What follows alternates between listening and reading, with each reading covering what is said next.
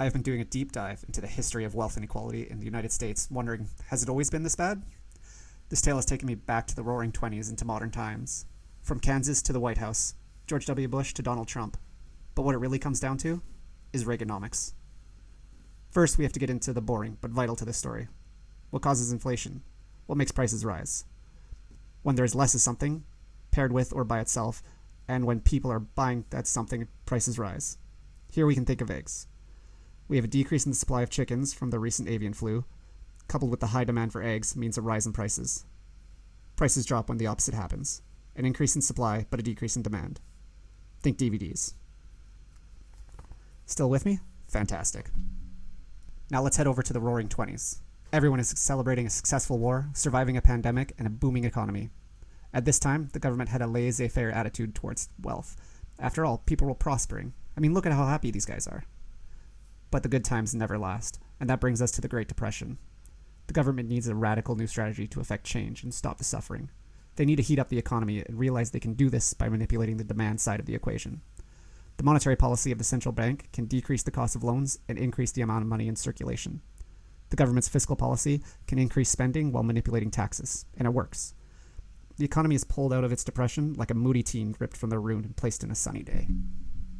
This policy works for decades. If the economy gets too hot, the central bank makes money more expensive and the government holds back.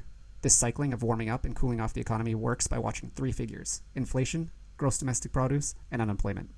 Inflation and GDP are supposed to be at 2 to 3%, while unemployment is kept at 4 to 5. If not, the government and central banks step in to rein in or increase these numbers. This works until the late 1970s. Inflation is way beyond the 2% target and is in the double digits at 13%. GDP is in the negative consecutively and unemployment is high. This is the reality Ronald Reagan finds himself in as he takes office in 1981. He calls for a radical new approach to the economy, this time hitting the supply side of the equation. Reagan argues that inflation is the great enemy, and by increasing productivity, it will increase supply, decrease demand, and grow the economy at the same time. The central bank tightens the money supply, and Reagan's government aims to increase productivity by cutting taxes, decreasing regulation, increasing free trade, and decreasing government spending. By the time Reagan leaves office, his measure works. The GDP is up, inflation and unemployment are way down. This success was again tried by George W. Bush in response to the 2008 recession while he was still in office, and by Donald Trump in 2017 in an attempt to grow the economy. It's these tax cuts that tie us back into the wealth inequality. In 1928, right before the crash, the top 1% of Americans held 21% of the wealth. During the Great Depression, the 1% held 15% of the wealth. From the 1940s to the 1970s, the 1% held between 8% and 10% of the wealth. Once Reagan left office, that number became 22.7%. It just grew from there. In 1999, the 1% held 27% of the wealth. In 2009, they held 26%, and it finally peaked in 2021 at 32.3%. That means of all the wealth held in the US, a third of it was in the hands of 1% of the population. So what happened? Let's zoom into the most popular aspect of Reaganomics, the tax rate. Reagan lowered the top tax rate from 70% to 50% in 1981, then again lowered the top tax rate to 28% in 1986.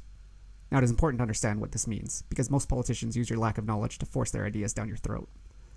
Say you made $179,000 in 1985. The top tax rate was 50% on anything over $169,000.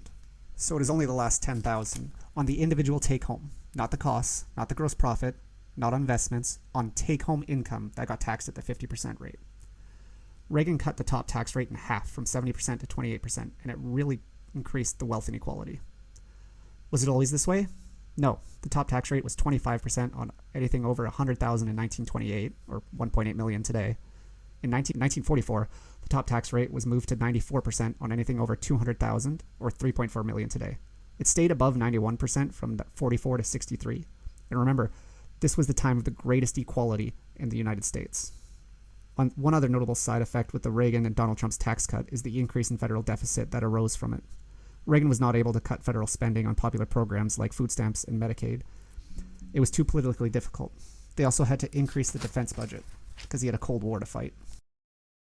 Well, if you're like me, you're now asking yourself, was it worth it? Is the debt and the wealth inequality worth the economic growth that supposedly came from the tax cuts? And for that, we head to Kansas. In 2012, Kansas was fully invested in the Laffer curve. Not that one.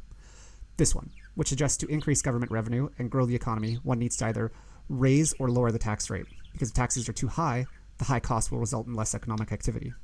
Kansas promised new jobs and great results within 10 years. By 2017, the experiment was an abject failure and had to be abandoned, as the debt skyrocketed because they did not cut government spending, and revenue was next to nothing. They had to raise taxes. So wait, how did Reagan fix the economy in the 80s then? Experts are divided, but some think it was a combination of the natural up and down cycle of the economy, the tighter monetary supply, and deregulation that led to greater productivity. Not much about the tax rates. In fact, Reagan had to do a great reversal on his tax cuts in response to the 1982 recession. In 82, he reversed a third of his tax cuts. In 83, he increased taxes on Medicaid and Social Security.